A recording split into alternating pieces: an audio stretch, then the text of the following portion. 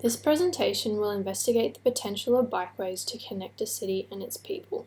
Cycling, as both an option for the early morning commute and as a leisure pastime, should be encouraged due to the large number of health and environmental benefits it offers. The city at the centre of this investigation is Brisbane, the easternmost state capital of Australia. An urban metropolis, Brisbane is home to approximately 2.5 million Australians who soak up its mild weather and long daylight hours every day of the year.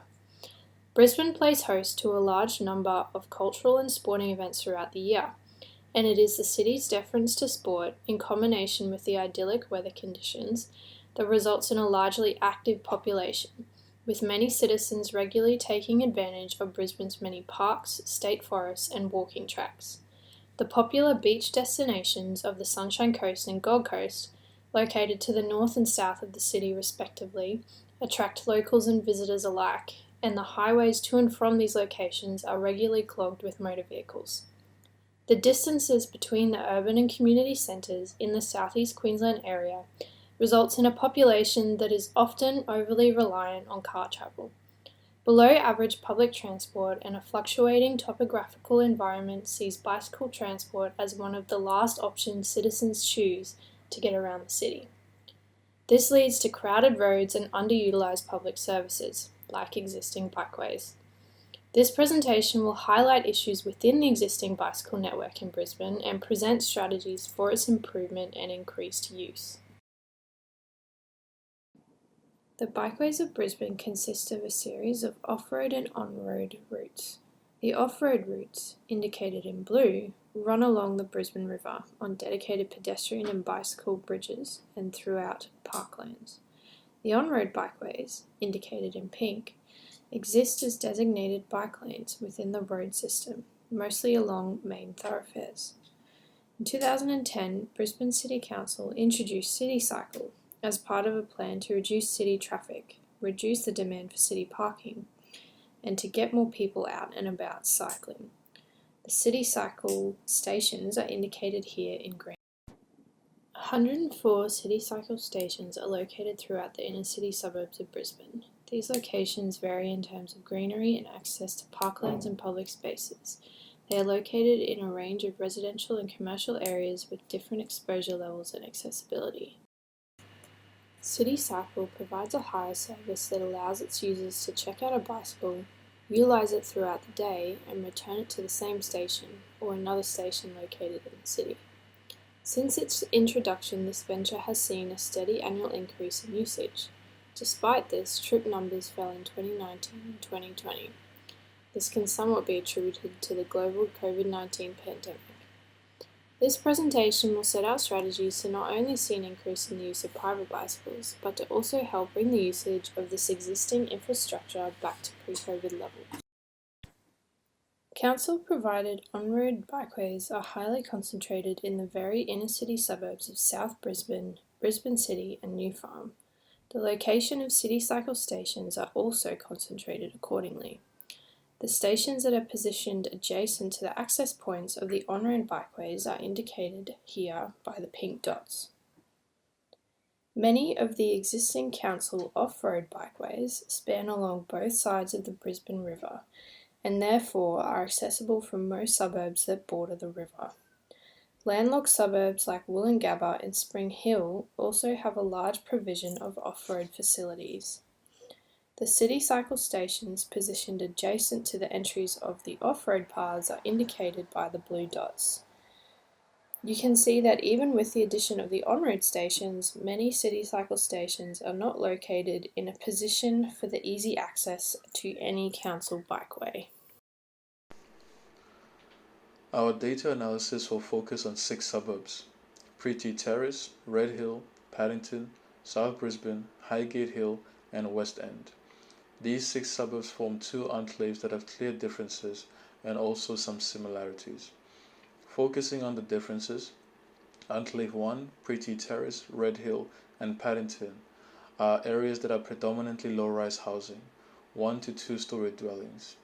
There are very few on-road bikeways, and there are high use of motor vehicles as a mode of transport to work. Enclave 2, South Brisbane, West End, and Highgate Hill, is a continuously developing area with construction of multiple residential and road upgrades to accommodate the projected population growth. Observing the canopy density data, it is clear that Enclave 2 has a higher percentage of 61% in tree canopy cover, with an addition of 37% of grassland that has been detected. From a raw data perspective, people are more likely to commute to work with the means of other transport, whether it be by bicycle, e-scooters, or walking. Also, as a consequence of a higher rating in green space, on-road bikeways outnumber Enclave 1. Within the study area of Brisbane, it is clear that amongst the parks there's a large number of green corridors and green frontages. These are indicated in bright green, and areas without any green corridors are indicated in dark blue and/or bright red. Areas that are bare are areas where canopy density data would indicate that there's a lower ratio of trees to roads, and there are opportunities to increase that ratio. Areas like New Farm Park, Brisbane Powerhouse have a larger area of effect. This can translate into the following outcomes: better physical, mental health, general populace is regularly outside participating in outdoor activities, and have a higher use of alternative modes of transport.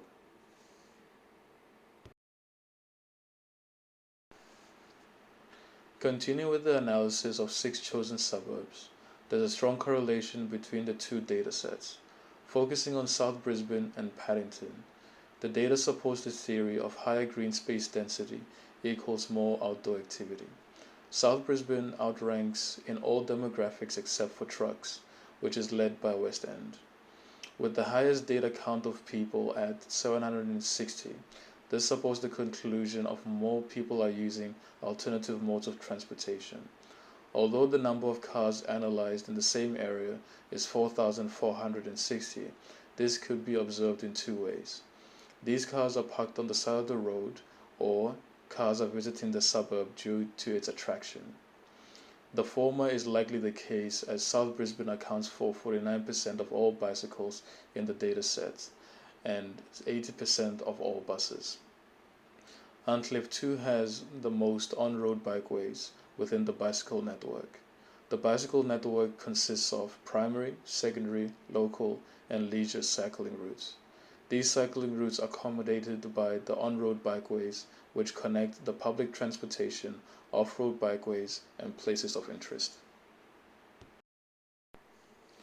After using the two internal datasets to analyze the 6 suburbs, it is important to look at their demographics to further understand the people that live in these areas. 2 expected discoveries are present in the data. The population in Enclave 2 is larger by more than double, and the average use of motor vehicles is lower. Some considerations are needed to be assessed. Enclave 1 is relatively further away from the city center, and accessibility of on-road, off-road bikeways are very limited, making it less desirable to travel to work by bike. As previously found, South Brisbane makes up a total of 50.7% of people detected by the datasets, which is explained by the type of residential accommodation. This supports the census data of Enclave 2 being more populated and active on the streetscape. What is also found is that the average motor vehicle per household is 1.16, which is lower than Enclave 1. Again reinforcing, Enclave 2 is more likely to use alternative transportation methods for work and leisure. This can also be attributed to the green space density data. The most off-road bikeways run along the Brisbane River as indicated in blue. Therefore, the suburbs with the most access to off-road bikeways are mostly suburbs along the Brisbane River. The suburbs that this investigation will look at for the off-road bikeways include Heston and the Energetta Creek Bikeway, South Brisbane and the Go-Between Bridge, Okeflower and the Bicentennial Bikeway, Kangaroo Point and Riverfront Bikeway, New Farm and the Riverwalk Bikeway, and Wollongabba and the Southeast Freeway Bikeway. These bikeways are used by both cyclists and pedestrians for commuting to work, leisure, or exercise. Cyclists and pedestrians prefer the off-road bikeways to avoid inner-city traffic while commuting to and from work, and for more carefree leisure time while with their families or exercising. The cyclist and pedestrian density of the off-road bikeways in the selected suburbs have been analysed to determine how the off-road routes are used. There are two peak hours of usage of these routes during the day, generally around 7 to 8 am and 5:30 to 6:30 pm. These peak hours could indicate that cyclists use the off-road bikeways to commute to and from work. The analysis of the usage of the off-road bikeways from cyclists to pedestrians shows that there is a slightly higher percentage of pedestrians that use these off-road routes. The high usage of these off-road routes by pedestrians could be attributed to exercise or leisure. The high cyclist density during the weekdays compared to the weekend also supports the argument that cyclists use the off-road bikeways mostly to commute to work. After the demographic analysis of these suburbs, connections can be identified between the suburbs that have the highest cyclist density and the suburbs with the lowest vehicle-to-dwelling ratio. For example, Woolloongabba is one of the suburbs with the highest cyclist density and the lowest vehicle-to-dwelling ratio. This could indicate that cyclists tend to use the off-road bikeways to commute day to day.